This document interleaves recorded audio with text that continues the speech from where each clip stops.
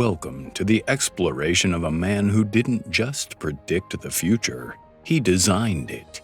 Long before everyone had a supercomputer in their pocket, Steve Jobs was fired from the very company he started, only to return and orchestrate the most dramatic corporate turnaround in human history. He was famously known for his reality distortion field, a mixture of charisma, fierce willpower, and stubbornness that convinced his teams to achieve the impossible.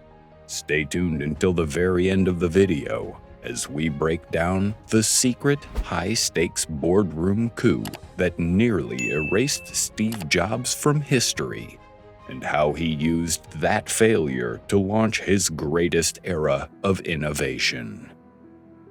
Steve Jobs was born in San Francisco in 1955 to unmarried college students and was adopted soon after by Paul and Clara Jobs. Growing up in what would become Silicon Valley, his adoptive father, a machinist, taught him a lesson that would define his design philosophy for life. The back of a closet or fence must be crafted just as beautifully as the front, even if no one sees it. Jobs was a brilliant but restless student who struggled with formal education. He dropped out of Reed College after just one semester because the tuition was a financial burden on his working-class parents. However, he stayed on campus to drop in on creative classes, including a calligraphy course that later inspired the beautiful, varied typography of the first Macintosh. In 1976, at just 21 years old, Jobs and his tech genius friend, Steve Wozniak, officially founded Apple Computer in the Jobs family garage, funded by selling Jobs' Volkswagen bus and Wozniak's scientific calculator. The duo changed the world with the Apple II, the first highly successful, mass-produced personal computer. But Jobs wanted more than just a functional machine. He wanted a work of art. In 1984, he introduced the Macintosh with a legendary Super Bowl commercial, debuting the first commercially successful computer featuring a graphical user interface and a mouse. Despite his visionary brilliance, Jobs' aggressive, demanding management style and the high price tag of the Macintosh created intense friction with Apple's CEO, John Sculley, and the board of directors. In 1985, after a bitter corporate power struggle, Jobs was stripped of his duties and effectively forced out of his own company. Devastated but undeterred, Jobs entered a period of creative exile.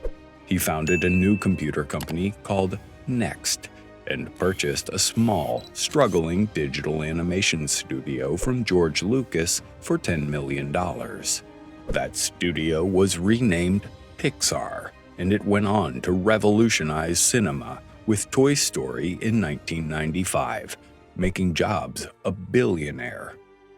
By 1996, Apple was hovering on the brink of bankruptcy, failing to innovate without its original visionary. In a desperate move, Apple bought Next for $429 million, bringing Jobs back as an advisor. Within months, Jobs staged a boardroom coup, became the interim CEO, or ICEO as he liked to call it, and radically canceled 70% of Apple's bloated product line to focus on just 4 high-quality computers.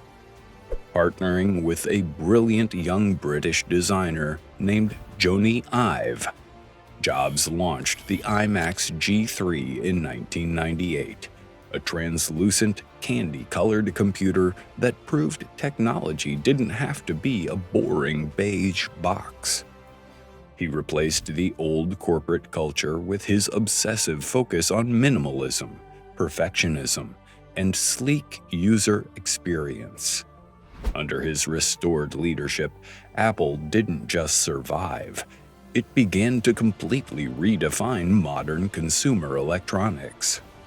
The 21st century saw Steve Jobs transform Apple from a computer company into a global cultural powerhouse.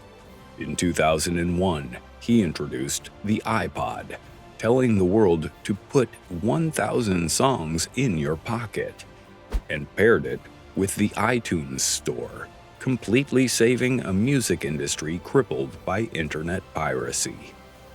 Then came January 9th, 2007, a date that changed modern society forever. Jobs took the stage in his trademark black turtleneck and jeans to announce 3 revolutionary products: a widescreen iPod with touch controls, a revolutionary mobile phone, and a breakthrough internet communications device. He famously revealed they were not 3 separate devices, but one. The iPhone came first. The App Store followed, changing how humanity communicates, works, and navigates daily life. He followed this triumph in 2010 with the iPad, creating an entirely new category of tablet computing. Steve Jobs' final years were a race against time.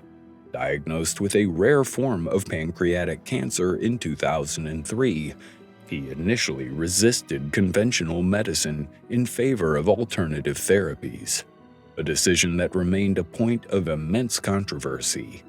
He stepped down as CEO in August of 2011 and passed away on October 5, 2011, at the age of 56. Jobs left behind a legacy as a modern-day industrial wizard, often compared to Thomas Edison or Walt Disney. He was a flawed, demanding leader who could be incredibly harsh to his employees, yet his obsession with perfection forced the world to expect more from technology. He didn't invent the computer, the MP3 player, or the smartphone, but he took complex industrial machines and made them elegant, intuitive extensions of human creativity. Thank you for exploring the life of Steve Jobs with us. If you want to keep unlocking the stories of the masterminds who built our modern world, make sure to subscribe to our channel, hit that like button, and turn on notifications. Now, let's open up the debate. Do you think Steve Jobs' demanding, uncompromising perfectionism was completely necessary to build a company like Apple?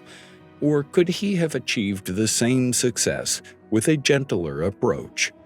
Let us know your thoughts in the comments below. We look forward to reading your perspective.